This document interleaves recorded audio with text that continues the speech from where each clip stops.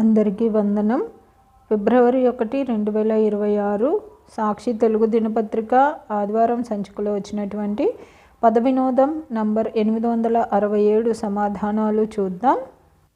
ఆధారాలు: 1 అడ్డం, చలంగారి సుప్రసిద్ధ నవల. 3 అక్షరాలు రావాలన్నారు. మైదానం సరిపోతుందండి. తర్వాత 1 నిలువు, షీలా వీర్రాజు గారి నవల. 2 అక్షరాలు రావాలన్నారు. మైనా సరిపోతుందండి. తర్వాత 7 అడ్డం, నరం. 2 అక్షరాలు రావాలన్నారు. నాడి సరిపోతుందండి. తర్వాత 2 నిలువు, దానిమ్మ. 3 అక్షరాలు రావాలన్నారు. మనకు దాడి మొదటి 2 అక్షరాలుగా వచ్చేసినాయండి. దాడిమి అంటే సరిపోతుందండి. దాడిమి ఫలము అంటే దానిమ్మ పండు అని అర్థం అండి. తర్వాత 10 అడ్డం, డాష్ జలాలపైనే ఆంధ్రప్రదేశ్ తెలంగాణల లొల్లి. 3 అక్షరాలు రావాలన్నారు. మిగులు జలాలపైనే కాబట్టి మిగులు అని రాస్తే సరిపోతుందండి. తర్వాత 8 నిలువు, పల్లం. 2 అక్షరాలు రావాలన్నారు. వాలు అని రాస్తే సరిపోతుందండి ఇక్కడ. తర్వాత 8 అడ్డం, కాకి. 3 అక్షరాలు రాయాలన్నారు. వాయసం సరిపోతుందండి.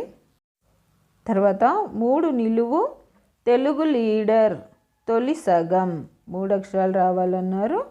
తెలుగు లీడర్ అంటే నాయకుడు, తొలి సగం అన్నారంటే నాయ అని రాస్తే సరిపోతుందండి. తర్వాత 4 నిలువు, దుస్సంధి. 3 అక్షరాలు రావాలన్నారు. విసంధి అని రాస్తే సరిపోతుందండి. తర్వాత 3 అడ్డం, పడవ నడిపేవాడు. 4 అక్షరాలు రావాలన్నారు. నావికుడు సరిపోతుందండి. తర్వాత 5 నిలువు, కృష్ణుడే. శీర్షాసనం వేశాడు. 3 అక్షరాలు రావాలన్నారు. రంగడు అనే పేరు అయితే ఇక్కడ సరిపోతుందండి, కానీ రివర్స్లో రావాలన్నారు కాబట్టి డు గా రం అని వస్తుందండి.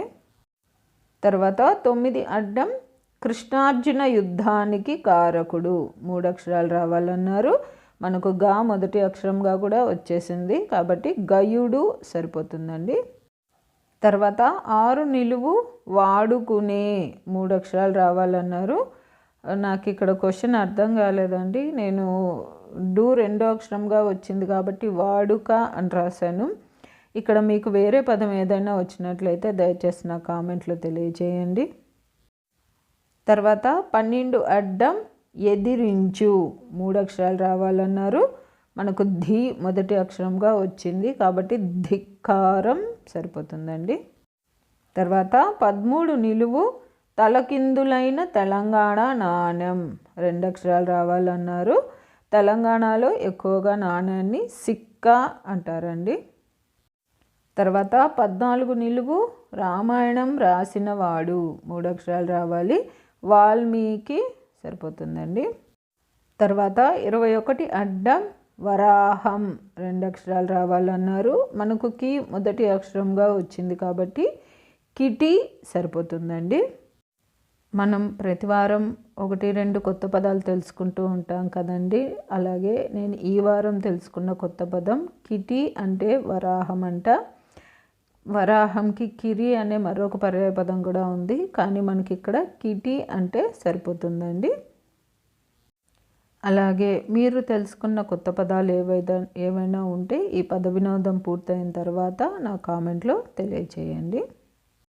తర్వాత 22 నిలువు, తెల్లదొరలను ధిక్కరించిన వాడు.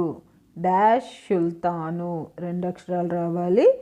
టిప్పు సుల్తాను సరిపోతుందండి, కానీ మనం ఇక్కడ టిప్పు అని రాస్తే చాలండి.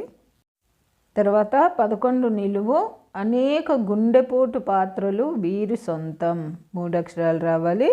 గుమ్మడి గారు సరిపోతుందండి, కాబట్టి ఇక్కడ గుమ్మడి అని రాస్తే చాలండి. తర్వాత 17 అడ్డం, సంవత్సరంలో చివరి నెల. 4 అక్షరాలు రావాలన్నారు. డిసెంబరు సరిపోతుందండి. తర్వాత 15 నిలువు, భీష్ముడిపై పగబట్టిన స్త్రీ. 2 అక్షరాలు రావాలన్నారు. మనకు బా ఆల్రెడీ వచ్చేసిందండి రెండో అక్షరంగా, కాబట్టి అంబ సరిపోతుందండి. తర్వాత 18 నిలువు భారత కాలమాన ప్రకారం 2 నెలలు కాలాన్ని డాష్ అంటారు. 3 అక్షరాలు రావాలన్నారు. మనకు రు మొదటి అక్షరంగా వచ్చింది కాబట్టి ఋతువు సరిపోతుందండి.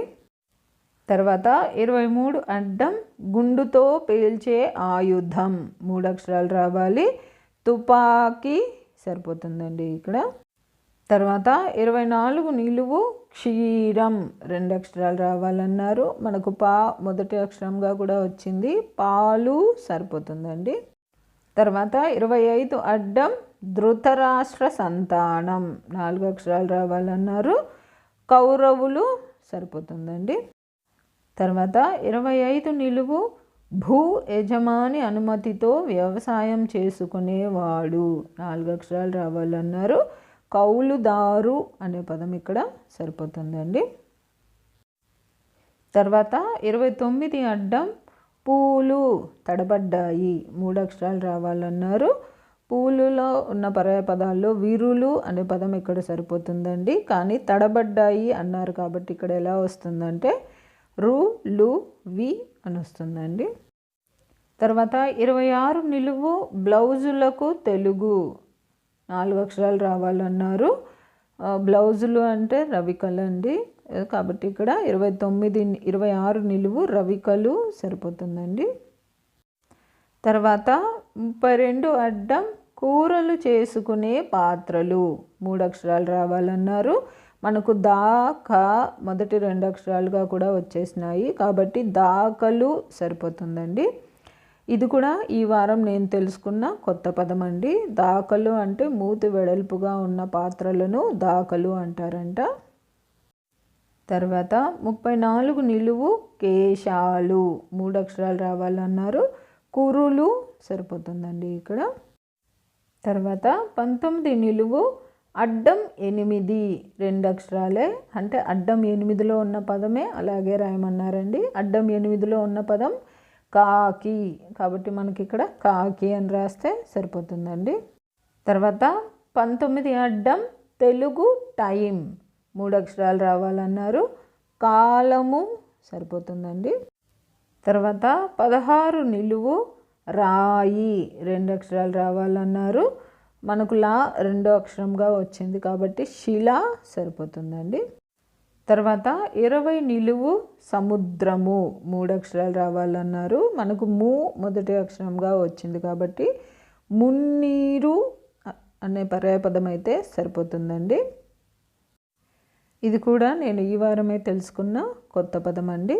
సముద్రానికి సాగరం, కడలి ఇలాంటి పర్యాయపదాలు చాలా ఉన్నాయి, కానీ మున్నీరు అనే పర్యాయపదం కూడా ఉందని నేను ఈ వారమే తెలుసుకున్నానండి. తర్వాత 27 అడ్డం చెట్టుకు తల్లి డాష్ ప్రధానం 2 అక్షరాలు రావాలన్నారు. తల్లి వేరు ప్రధానం కాబట్టి వేరు రాస్తే చాలండి. తర్వాత 27 నిలువు ఔషధ విలువలు గల చెట్టు 2 అక్షరాలు రావాలన్నారు. మనకు వే మొదటి అక్షరంగా కూడా వచ్చింది కాబట్టి వేప సరిపోతుందండి. తర్వాత 30 అడ్డం బెంగాలీ ప్రాంతంలో ప్రధాన ఆహారం 2 అక్షరాలు రావాలన్నారు.